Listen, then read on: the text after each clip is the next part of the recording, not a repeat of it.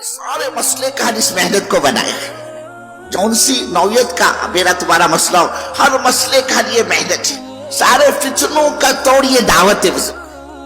ہم فتنوں کے پیچھے پڑ جاتے ہیں، یہ فتنہ یہ فتنہ یہ فتنہ.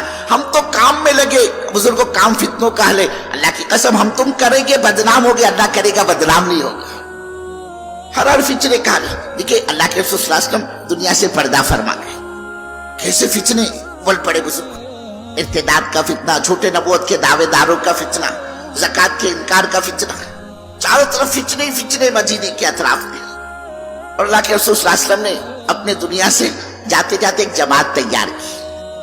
اس کی ترتیب بنی، اس کا تفقت ہوا، اس کا رخ طے ہوا، اس کا ذمہ دار طے ہوا. اور حضرت اسامہ رضی اللہ تعالیٰ عنہ کو اللہ کے رسول صلی اللہ علیہ وسلم نے جماعت کا ذمہ دار مقرر کیا، امیر مقرر کیا. جب جماعت تیار ہوئی اب بس یہ روانہ ہونے کو، اور ادھر اللہ کے رسول صلی اللہ علیہ وسلم دنیا سے پردہ فرما گئے.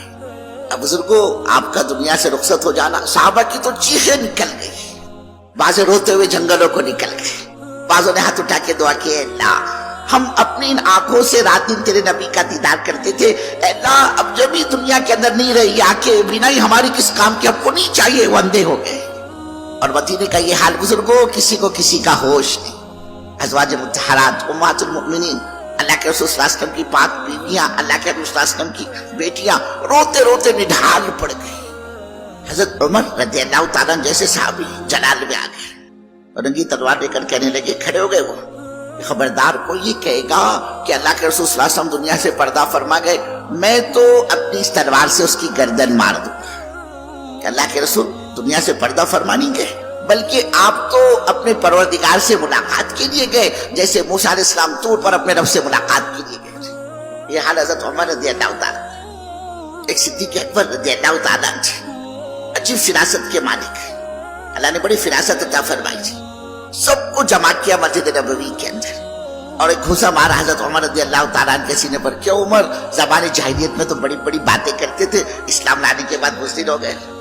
اور قرآن پاک کی آیت پڑھ کر سنائی، وما محمد الا رسول قد خلت من قبل الرسل افئن مات او قتل انقلبتم على اعقابكم ومن ينقلب على عقبيه فلن يضر الله شيئا. کہ محمد صلی اللہ علیہ وسلم رسول ہی تو ہے، خدا تو نہیں ہے. جیسے آپ سے پہلے انبیاء علیہ السلام، آپ سے پہلے رسول، ایسے ہی آپ. افئن مات، کہ اگر آپ اس دنیا سے پردہ فرما جائے، او قتل انقلبتم علی اعقابکم، یعنی کہ آپ شہید کر دیے جاؤ، تو کیا تم سب کے سب پلٹا کھا جاؤ گے، یعنی دین کو چھوڑ دو گے؟ ومن ينقلب على عقبيه فلن يضر الله شيئا. اور جو دین کو چھوڑے گا اس کے اپنی ذات کا نقصان ہوگا، اللہ کے دین کا کوئی نقصان نہیں ہوگا. حضرت عمر رضی اللہ تعالیٰ فرماتے، اللہ کی قسم میرے کو تو ایسا لگا جیسے آج ہی آیت ہوتی. یہ سمجھ میں آ گیا کہ واقعی اب اللہ کے رسول صلی اللہ علیہ وسلم دنیا میں نہیں ہے. سب سے اہم اس وقت جو مسئلہ آیا ان کے سامنے، اب یہ حضرت اسامہ رضی اللہ تعالیٰ عنہ کی جماعت کے روانہ کرنے کا مسئلہ ہے. کیا کیا جائے؟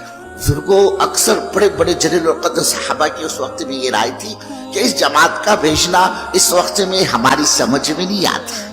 مدینے کے حالات ٹھیک نہیں ہیں، مدینے کے اطراف سے حملے کی خبریں، ارتداد کی خبریں، زکوٰۃ کے دینے سے انکار کی خبریں، جھوٹے نبوت کے دعوے دار کی خبریں مسلسل آ رہی. اور اس حال میں اگر یہ مدینہ یوں خالی ہو گئے، جماعت روانہ ہو گئی، تو مدینے کا کیا بنے گا؟ مدینے کی عورتوں اور بچوں کی حفاظت کون کرے گا؟ کیونکہ ہمیں تو نگرانی بھی کرنی ہے، حفاظت بھی کرنی ہے مدینے کی. اگر اس طرح نکل گیا یہ معاملہ تو مدینے کی عورتوں اور بچوں کا کیا بنے گا؟ اس کو سامنے رکھ کر بڑے بڑے جلیل القدر صحابہ کی رائے تھی کہ اس وقت اس جماعت کا روانہ کرنا ہماری سمجھ میں نہیں آتا، اب اس کو ملتوی کرو. بعضوں نے کہا امیر بدل دو، حضرت اسامہ رضی اللہ تعالیٰ عنہ کی جگہ کسی اور کو لگاؤ. ایک صدیق اکبر ہی تھے رضی اللہ تعالیٰ عنہ، انہوں نے فرمایا کہ جس جماعت کی روانگی اللہ کے رسول صلی اللہ علیہ وسلم نے اپنی حیات طیبہ میں طے فرما رکھی ہو، یہ ابو بکر کون ہوتا ہے اس کو روکنے والا؟ اور جس جماعت کا ذمہ دار اللہ کے رسول صلی اللہ علیہ وسلم نے اپنے حیات طیبہ میں حضرت اسامہ رضی اللہ تعالیٰ عنہ کو طے فرمایا ہو، یہ ابو بکر ان کو بدلنے والا ہوتا کون ہے؟ یہ جماعت تو ہر حال میں روانہ ہو. پھر چاہے تمہارے کہنے کے مطابق جب یہ جماعت روانہ ہو جائے، مدینہ مردوں سے خالی ہو جائے اور ہو جائے مدینے پر حملہ جیسے تم کہہ رہے ہو، یہاں تک کہ مدینے کی عورتوں اور بچوں کو بھی شہید کر دیا جائے. اللہ کے رسول صلی اللہ علیہ وسلم کی ازواج مطہرات آپ کی پاک بیویوں کو بھی شہید کر دیا جائے, آپ کی بیٹیوں کو بھی شہید کر دیا جائے, مجھ امیر المؤمنین کو بھی شہید کر دیا جائے, اور ہماری لاشوں کا مدینے میں کوئی اٹھانے والا دفن کرنے والا نہ ہو, یہاں تک کہ جنگل کے کتے اور بھیڑیے ہماری لاشوں کو مدینے کی گلیوں میں گھسیٹ رہے ہو, میں اس کو تو برداشت کر سکتا ہوں. لیکن فرمایا اینقص الدین وانا حی, اللہ کا دین مٹ رہا ہو اور یہ ابو بکر زندہ رہے, ابو بکر کی زندگی کس کام. آپ نے جماعت روانہ کی.